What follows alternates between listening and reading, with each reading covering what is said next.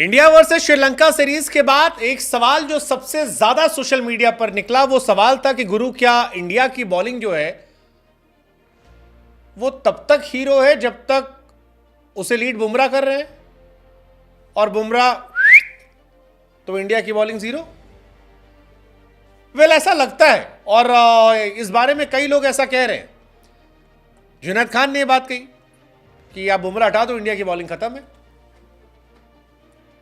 मतलब मैं हमेशा कहता हूं कि जो काम इंडिया की बैटिंग में सालों साल विराट कोहली ने किया अब रोहित शर्मा कर रहे हैं, बुमराह जब तक टीम में रहते हैं वो अकेले ये करते रहते हैं। लेकिन बुमराह के बिना इंडिया की बॉलिंग बिल्कुल खराब है क्या, ये अपने आप में एक सवाल है। क्योंकि इंडिया की बैटिंग खराब थी समझ में आया, उस पर सवाल भी उठ रहे हैं। लेकिन सवाल और सच ये भी है कि हमारी बॉलिंग भी अच्छी नहीं थी, हमने संघर्ष किया है। आप देखिए फर्स्ट ओडीआई मैच में श्रीलंका ने 100 रन 5 विकेटें बनाई। उसके बाद श्रीलंका का स्कोर जो था वो 224 तक गया। अर्शदीप 8 ओवर में 47 रन, स्पिनर से पिटे। दूसरा मैच तो और ज्यादा खराब, 136 फॉर 6 था। आप एक्सपेक्ट कर सकते हैं कि 150 170 तक ऑल आउट हो जाएंगे, 240 तक वो खींचे। अर्शदीप सिंह 9 ओवर में 58 रन पिट गए। तीसरे मैच में इंडिया जो है वो फिर फंसती है। सिराज 9 ओवर में 78 रन देते। श्रीलंका ने न सिर्फ सीरीज जीती बल्कि हर डिपार्टमेंट में इंडिया से बेहतर किया। जबकि श्रीलंका के पास उनके सारे मेन बॉलर नहीं थे। श्रीलंका की टीम में पथिराना नहीं थे। श्रीलंका की टीम में उनके एक्स कैप्टन और बेस्ट ऑलराउंडर हसरंगा नहीं थे। श्रीलंका के पास मधुशंका नहीं थे। श्रीलंका के पास तुषारा नहीं थे। श्रीलंका के पास चमीरा नहीं थे। श्रीलंका के पास फर्नांडो नहीं थे। लेकिन इसके बावजूद न सिर्फ उनकी बैटिंग बल्कि उनकी बॉलिंग हमसे कहीं ज्यादा बेहतर थी। श्रीलंका की तरफ से वांडरसे ने 2 मैच में 8 विकेट निकाल दिए, 4 की इकॉनमी थी।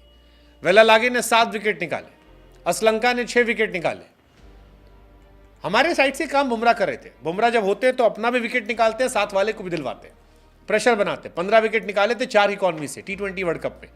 जलवा जलाल था हमारा। बुमराह बाहर हुए, हमारी टीम बदहाल हो गई, फंस गई, मैच जीतना मुश्किल हो गया। और इसीलिए बार बार ये सवाल उठ रहा है कि यार बिना बुमराह कैसे काम चलेगा। आपके पास नई पीढ़ी के जो गेंदबाज हैं, आपने खलील अहमद को ट्राई किया बीच में, वो पिट गए।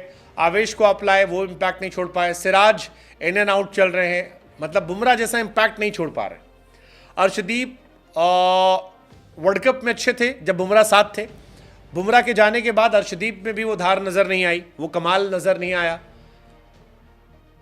और नई पीढ़ी में और कौन गेंदबाज बचा आपके पास? मतलब बुमराह और शमी आ जाएंगे, आपकी बॉलिंग अच्छी हो जाएगी। बुमराह शमी के साथ अर्शदीप भी बेहतर दिखने लगेंगे। बट पॉइंट ये है कि बिना बुमराह के आपकी बॉलिंग बहुत कमजोर है। जैसे वर्ल्ड कप में इस सीरीज में, ओडीआई सीरीज में बिना रोहित के इंडिया की बैटिंग कमजोर चल रही थी। आप पहले मैच में 75 पर 0 होते हैं, फिर आप ऑल आउट हो जाते हैं, हार जाते हैं, टाई होता है। दूसरे मैच में 97 पर 0 होते हैं, आप हार जाते हैं। तीसरे मैच में रोहित 35 मारते हैं अकेले, आप 129 पर ऑल आउट आते हैं।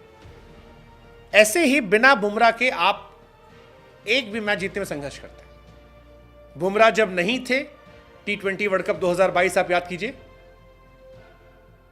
इंग्लैंड ने हमें 10 विकेट से हराया था, 10 विकेट से फेंटा मार मार के। हमें लगा उसके बाद शायद हमने कमबैक कर लिया, लेकिन फिर बुमराह गए तो फिर हम गायब हो गए। सवाल ये कि हम क्या पूरी तरह से बुमराह पे डिपेंडेंट हैं? और अगर है तो फिर ऐसे कैसे चले गुरु?